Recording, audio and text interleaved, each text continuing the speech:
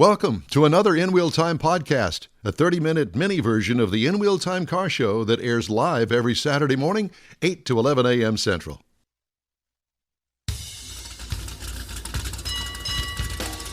Celebrating 10 years of award-winning car talk. This is what this is, a celebration. It's the In Wheel Time car show. Today, coming to you live from the monthly Tailpipes and Tacos Cruise In at the Loopy Tortilla Tex-Mex in Katy, Texas. Coming up, another guest here from the collection of fine cars here at the Cruise In. We'll have the car clinic. We got this week's automotive news headlines. Howdy, along with Mike out of this world, Mars. We need more Jeff Dziekan. The fabulous David Ainsley. I'm Don Armstrong. King Conrad's on the phone with us. We were hoping to hear from Stan Holt, but I just got a text from him about 20 minutes ago. He says, short rain delay, I have a few minutes, followed by sorry, they're calling us to the lanes. Super stock to the lanes. So he is in Brainerd, Minnesota, racing as of this morning before racing started. He was qualified number 6th in the super stock category. Is it Friday, Saturday, and Sunday afternoon? Yeah. At the dragway. Well, yeah, I think that they've been there pretty much all week. Yeah, I think they got up there like on Wednesday. Oh. Headed out. They had to be there on Tuesday or Wednesday. Yeah. So are the Emmons brothers up there as well? I don't know whether the Emmons are up there or not. If Stan, and I think that I think Dale said they were leaving on Monday. Yeah, they had to be there either Tuesday or Wednesday to tech in. Correct. And then what? Indy's next week, the week after, or 2 weeks after? It's 2 weeks. 2 weeks after. Yeah. So at any rate, they're making the rounds in a cooler part of the United States. I think high temperature today in Brainerd is like 85. All right, Mr. Mars. Definitely cooler than here. And speaking of cool, out there in the back parking lot, there's kind of a unique vehicle for coming out here. It's not really it's not a muscle car, but it is a 1951 MG that's kind of a survivor, kind of original, kind of got a nice story to go with it. And Curtis Grider is the owner that's going to tell us about it. Howdy, Curtis. Hello. It's a 51 MG. Yes, sir. It's got a '78 Ford Pinto drivetrain in it. Why? That's what it had when I bought it. My plan is to do a '93 Mustang drivetrain and fuel inject it, so that it's. You got a V8? 4-cylinder. A 4-cylinder. 2.3. Got it. And I'm going to put the T5 in it, and I want to do disc brakes all the way around so that it's a little more drivable. It's 1950 brakes in the front and 78 in the back, and they don't agree with each other all the time. So I assume that the drums probably want to lock up when you actually. It's a pick on which one wants to walk up at a different time. It's never the same one twice. Yeah. It's bump it, feather it, hit it. Yeah. You know. Wow. So, how is that 51 MG to drive? I have to tell you that from my experience, of course, a 51 MG meant that it was probably designed either prior to World War II or right after World War II. It was prior to World War II. That was the only tooling they had after World War II, and they just kept producing the same car. Yeah. It drives actually fairly well. It does? Yes. On the freeway, it's a little darty because you have no camber or caster adjustment. But that's why I'm wanting to upgrade the suspension so that I can get it where I can drive it on the freeway. My goal is to go to the small car shows in the little towns around. Yeah. And take my wife out and go country cruising. Oh, yeah. Sure. Knickknacks. It's my Harley replacement. I got to where my legs were messing up and I couldn't ride my Harley anymore. Well, I sure am glad that you graduated from the Harley to four wheels. Yeah, you go. Yeah, I figure if my leg falls asleep in this, I can sit there till it wakes up and I ain't gonna fall over. There you go. Now, from here, the distance to me that looks like a Morgan. No, it's an MG. I it's know, an MG. but It's the TD is the classification, the And- MGTD. And also, didn't they also make a Bug-Eye version? They made That was an earlier version. a Morris Minor, which looked a lot like it was designed after the Volkswagen. Okay, but it had the bug eye look. But it had the bug eye look to it. Yes, it looked like a squashed 50 model, basically. Okay. You know. Squished. And we got a friend that I go to a car show that has one, but it's all modified. And we have another gentleman comes to the same show with a completely original one. Wow. Ooh. I mean, don't pricey. get me wrong. I have a lot of respect for originality, and there is a place in my book, anyway, for originals. But that's not one that I would say, let's keep it original. Well, because, like we've talked about, you know, the technology was pre-World War II. And let's face it, the technology back then just wasn't all that. that is true. Now, surprisingly, the 51 MG does have rack and pinion factory. Really? Yes, sir. Manual rack factory. Well, And it's a step in the right direction. the front brakes were done with 2 wheel cylinders for some strange reason. It's got twin cylinders in the front brakes. And then the rears were conventional. How weird. Yes, it is. Of course, it is a British vehicle. Yeah, and the reason I bought it, the guy that was selling it, You were trying to torture yourself with this car? Or? No, his I wife. can't- He I put his can't- wife in it. I can't leave nothing alone. Uh-oh. And since this one already had a Pinto drivetrain in it, I can't hurt it. Yeah. So all I'm going to do, I'm going to try and get fuel injected. I'm going with motorcycle high boosted throttle bodies on the 4-cylinder. And going to go with fuel injection, going to redo the front suspension, 4-wheel disc braking. How long have you had this car? About 3 years. You have. Yeah. So you've been kind of Tinkering. making a plan, as it were. I've been gathering parts. Have you? Yes, Yeah. I've got the motor, I've got the rear end, I've got the transmission. I have to shorten the rear end 9 inches to fit under the car. Do you do the work yourself, or you have a shop? Most of the work I do myself. Okay. Cool. I work at a machine shop, so I That's a can plus. make most anything I need. I was going to say, you got the connection there. And my brother is an excellent welder, so I can fab it up and he can weld it. Sweet. I have friends that do about anything need to be done.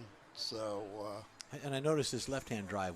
Was that something that was just because, or because they do make them right-hand, but that's more of the British? all the ones for Britain were right-hand Right. drive, but after the war, they started producing them left-hand drive for export to the United States because of all the soldiers that were driving them over there and was wanting them. That they found they had a new market, so they were producing them both ways, and they were shipping all those over here Yeah. for the soldiers that they come back that wanted. So what's the history on that car? Do you know? Not really. I bought it from a used car lot, and the guy said he'd had it about 2 years and nobody come look at it because he had Pinto motor listed as as what was in it. And I'm like, well, if you'd have listed it as a Lima 2.3, you'd have had a few people look at it, but the Pinto had such a bad stigma as the car explodes. Which had nothing to do with the motor. No, nothing to do with the drivetrain. Really, it was only a bad gas tank design. Although I have to tell you that I stupidly took on changing a water pump on a Ford Pinto one time in a Pinto. Well, it's not like a Chevy V8. No. There's no room. I had no skin left on my knuckles. Oh, man. It was that tight in there. But by God, I got that water pump changed. But what a pain because there's no room in the front end.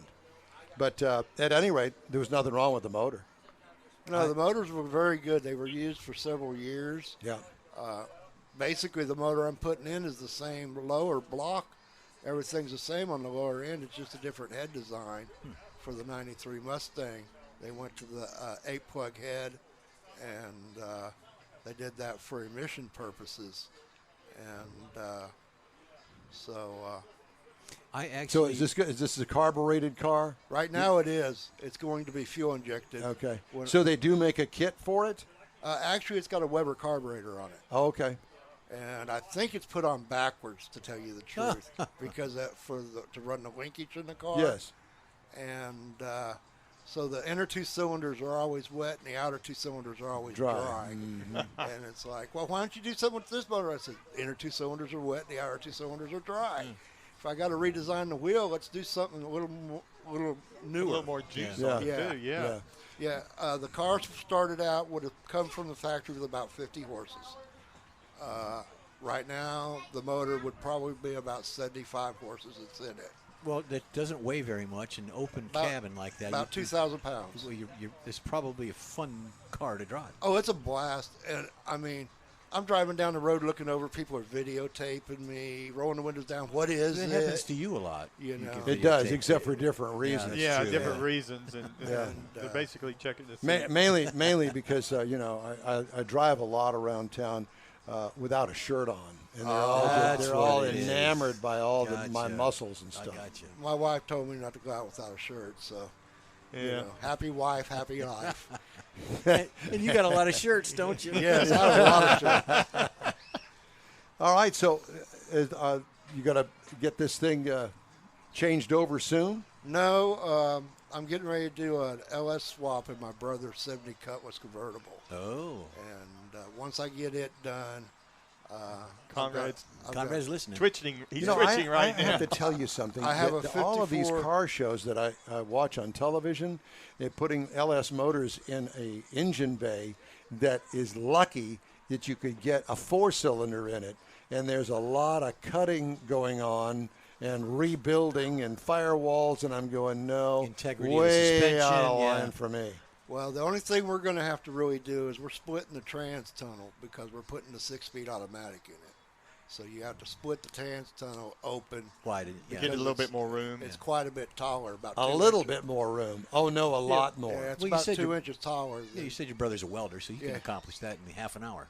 No, it's going to take a little longer than that. It'll take me longer than that to get the seats out. But of as it far as the anyway. engine compartment, the engine That's compartment is big enough though Oh, because it's of what got- they did. Got plenty of room. It has 45 in it now. Yeah.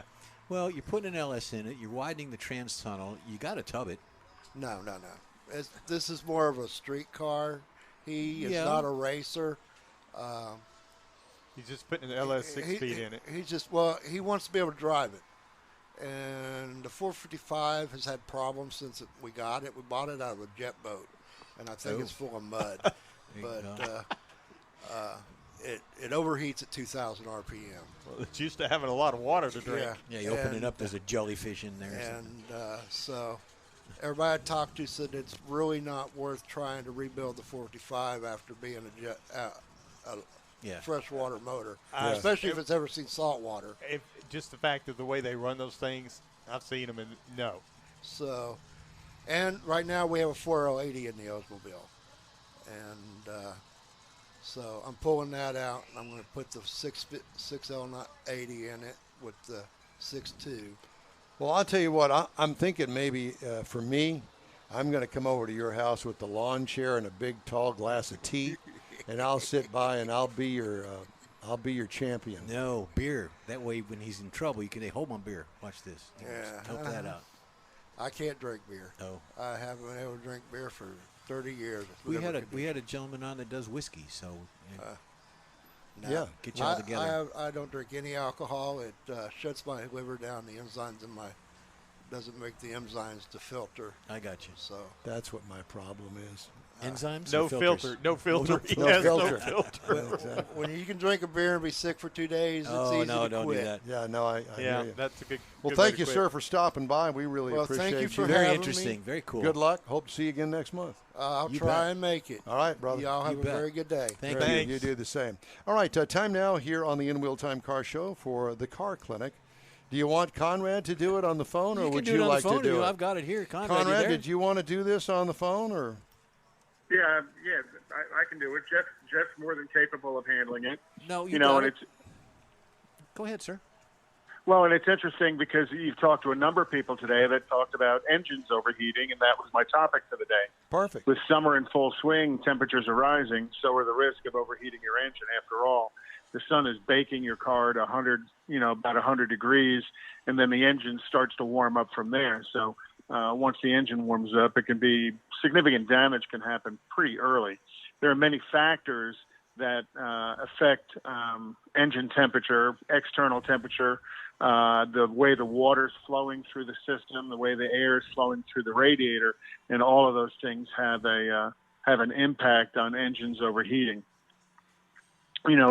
Just think about the people we've talked to today. Some of them talked about, the engine overheating, and he was going to bore the engine, which is, and Don even noted that's going to make the engine run hotter. And then others talked about not having a big enough radiator. Well, one of the simpler troubles and most common for your engine overheating is a stuck thermostat. A thermostat opens and closes to keep the engine at an operating temperature. So when the engine's cool, the thermostat stays closed so the engine warms up. And then once the engine warms up, the thermostat opens so the engine cools down. Well, over time, a thermostat can stick and not open and close anymore. Another concern is the quality of the coolant in your engine. Your thermostat may be working correctly, but some of the other reasons an engine can overheat is because the coolant passages inside the engine are clogged or clotted up with that white crusty stuff. Kind of looks like my toes. Gross. And the passages, the water passages within the engine can be full of what's called scale or rust or other debris. There may not be enough coolant in your engine, and that can be caused by the long-term evaporation of coolant inside the reservoir or improperly filling it with coolant. Low coolant level can do damage relatively quick. And then your coolant may not be diluted to the correct concentration. You got to remember, engine coolant, the right mixture means it freezes at a lower temperature, but it also means that it boils at a higher temperature. So, you can get coolant at the correct mixture. It might not boil until about 250 degrees. So having the correct mixture of coolant in your engine is very, very important. And then water pump. Water pump is what moves the water through the engine. And a water pump failure can cause a leak, but there are also some water pump failures that are caused by the coolant becoming corrosive. And as the coolant becomes corrosive, the little blades on the water pump inside the water pump, they can literally rust away. And then when you take the water pump off, there's no blades inside of there. So the water pump hasn't been circulating water. And then, of course, a radiator being too small, that it just doesn't extract enough heat from the engine for an assortment of reasons. One is not enough coolant passes through it, but another one is not enough air passes through it. And on a lot of modified cars, as they do the radiator, they leave off the little blades on the side of the radiator that forces or the shroud that forces the air through the radiator, and that has an impact on a vehicle's cooling. So you have to direct the airflow correctly as well as get the water to flow correctly. And then finally, the hassles of hoses. A hose leak, a hose collapsing can all cause engine overheating. Whether you're planning on doing a multi-state road trip or just cruising around the neighborhood, your car deserves top-notch care. Have your vehicle checked out by a professional so you won't lose your cool on the side of the road as your engine's billowing steam as it's overheating. That's today's Konrad's Corner. It's the car clinic, and we thank you for that. I have to tell you that, my 20-year-old Corvette, I don't believe ever had the coolant change. Now, granted, it only has 25,000 miles on it, but I did that service last December, and I'm hoping that it will certainly go at least another 25,000 miles. But one of the things that concerns me are the hoses. Now, the car has been sitting for 20 years with coolant inside the hoses, and hoses today are different than they were back in the 70s. Oh, very much so. Yeah, and they tended back in the day to rot from the inside out. Yeah, because when they were made out of rubber, the thermal cycles, the hot, cold, eventually would deteriorate the rubber from inside. Now they're made out of neoprene, nitrile, all kinds of high-tech composite material. And really, you don't see a lot of hose issues anymore. Well, I'm glad that you said that because I can only imagine what it would cost to replace hoses on the Corvette. Probably shouldn't be too difficult. The hoses I think that tend to be the biggest pain are the heater hoses. Because those tend to route through different things and they can be a little squirrely to get on and off. But radiator hoses, well, yeah, because you got to take all that shrouding out to get to the lower one. But it's not overly difficult. But again, hoses really don't fail at the rate they used to back in the 60s and 70s. So technically, you could do it in a day, like a Saturday afternoon or Saturday. Easily. Yeah. Oh, easily. Yeah. Conrad, it's great to talk to you, my friend. You take care of yourself, Thanks, and we guys. expect to see you you back next in the week. studio next week. And I appreciate you letting me sit in for you. By no means is I don't have your knowledge or expertise, but thank you very much for that. Jeffrey, you did a great job. Earlier, Jerry Emmons was on Facebook, and he said, hey, I got to tune in to In-Wheel Time every Saturday morning, kind of like when I was a kid watching Fat Albert. Well, And I said, hey, I resemble that remark. Hey. Conrad, we'll talk to you Bye. next weekend. Thanks, my friend. Some of the Bye. stories making auto news headlines this week. GM will replace all battery modules in Chevy Bolts that were recalled last month rather than only defective modules. Huh. The module replacements, which could start as early as this month, come after GM recalled its 2017 through 19 model year Bolt battery-powered cars for the second time in less Wow. than a year. Huh. 2 fire incidents were reported after the initial recall, including one in a Bolt that had updated software. Affected customers can visit certified EV dealers for the repair. As of 2019, about half of the Chevy dealers across the United States were EV certified. Wow. This might be the age of the electric, but Nissan just redesigned its iconic Z car with a boosted gasoline-powered horsepower with a high-output 3-liter V6 power plant. The new Z is a 400-horsepower twin-turbo retro-style piece of eye candy. Oh, boy. Gaining 68 horsepower and 30% increase in torque. It's the first time the Z has packed 400 horsepower or more. Retro-styled on the outside, high-tech on the inside, the redesign is partly homage to the car's origins and partly a signal for Nissan's new direction. The standard setup mates the engine to a 6-speed manual transmission. My brother owns these.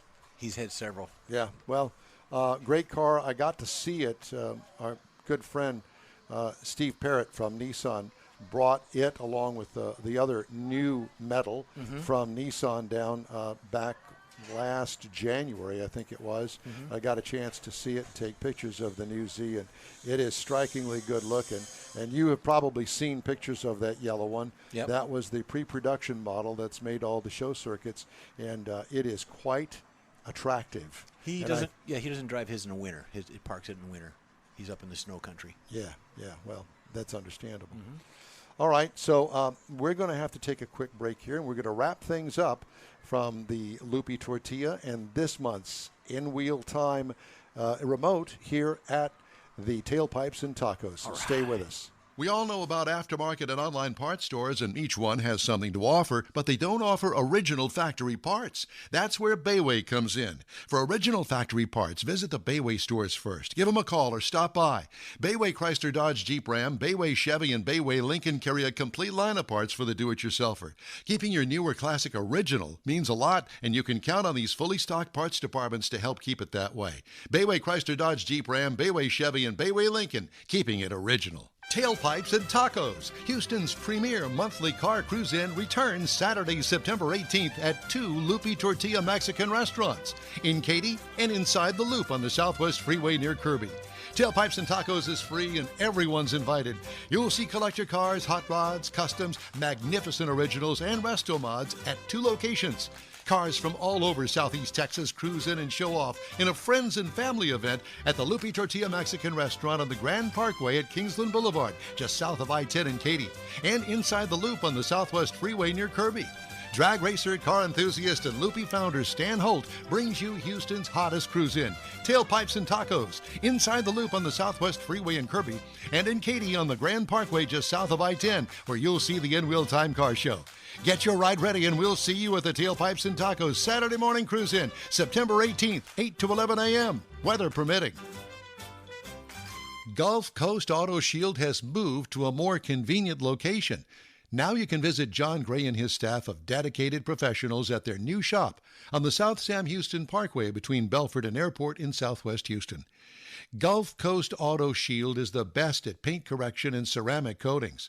Clear bras and custom wraps are specialties that only Gulf Coast Auto Shield installs with award-winning accuracy, and all their services come with a warranty. Lamborghini, Aston Martin, Porsche, and Ferrari owners depend on Gulf Coast Auto Shield for their specialty services, and you should too. The in-wheel time Corvette and Cutlass have both been massaged by Gulf Coast Auto Shield, so isn't it time your vehicle visit their new shop in Southwest Houston? Call John Gray today at 832-930-5655 or visit online at gcautoshield.com. That's gcautoshield.com. Paint, coatings, wraps, and more at gcautoshield.com.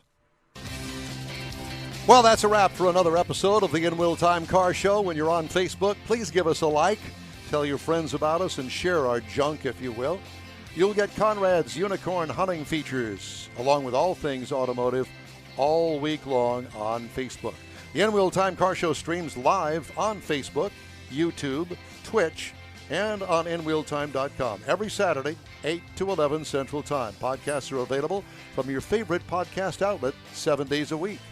Special thanks to all of our guests today. The In-Wheel Time Chief Engineer is David Ainsley. Our marketing manager and video technical director is We Need More Jeff Dziekan. We do.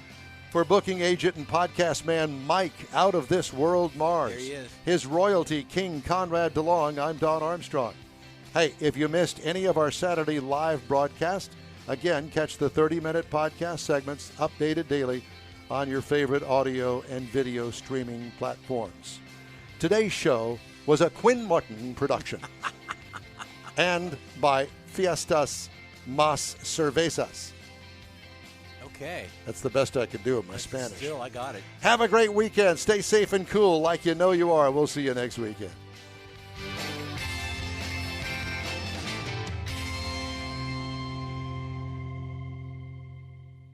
That's it for this podcast episode of the In-Wheel Time Car Show. I'm Don Armstrong, inviting you to join us for our live show every Saturday morning, 8 to 11 a.m. Central on Facebook, YouTube, Twitch, and our InWheelTime.com website.